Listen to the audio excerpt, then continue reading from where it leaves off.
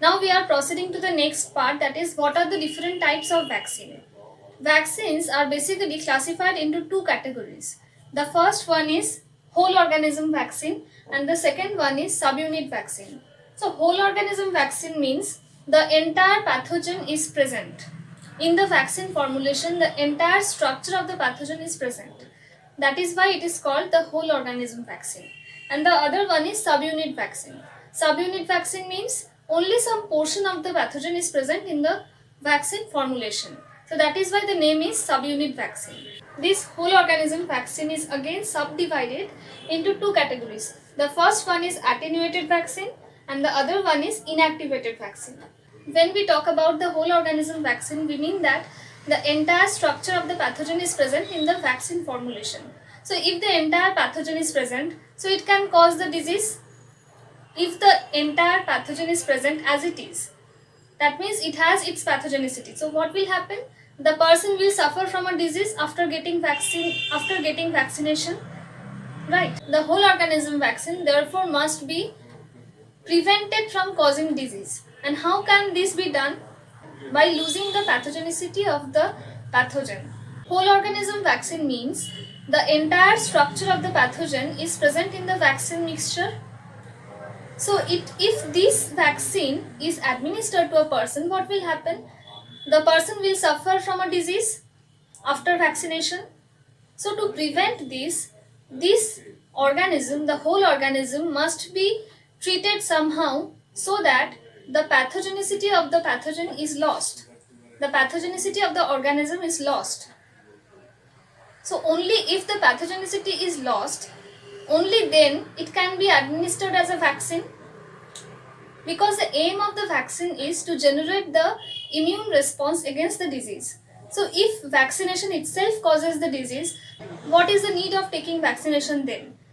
If after taking vaccination the person suffers from the disease, so what is the use of it? Why will the people take vaccines? Vaccines are basically taken to generate the immune response against a particular pathogen. So if the vaccine formulation itself causes the disease, what is the need of vaccination then? The aim of both attenuated and inactivated vaccine is the same. The pathogenicity of the organism is lost in both the vaccines. But the method by which the pathogenicity is lost differs in these two vaccines. We will see that what is the difference between attenuated and inactivated vaccines. But before that, we will come to the next type of vaccine, that is subunit vaccines. In the subunit vaccine, the entire pathogen is not present. Only some portions which are antigenic, which actually causes the disease, which are responsible for the disease, are present in the vaccine formulation.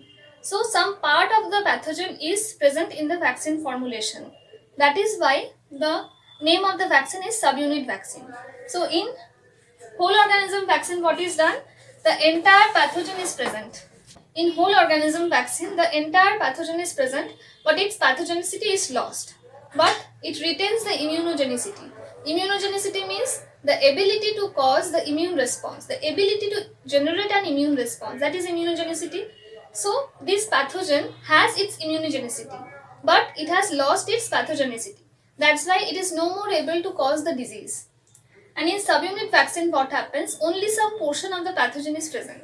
Say only this portion of a pathogen is present.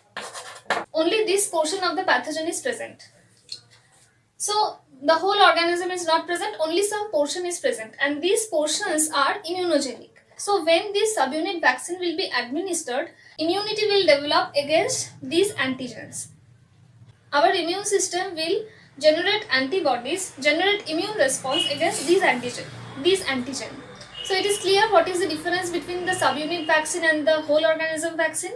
In whole organism vaccine, the entire pathogen is present, but in such a way that the pathogenicity of the pathogen is lost. And in the subunit vaccine, what happens? Only some small portions of the pathogen is present. So in both the cases, the pathogen has lost its ability to cause a disease. So it is safe. Both the cases, so vaccines do not cause any disease. They only raise the immune response against the pathogen for which the vaccine is given.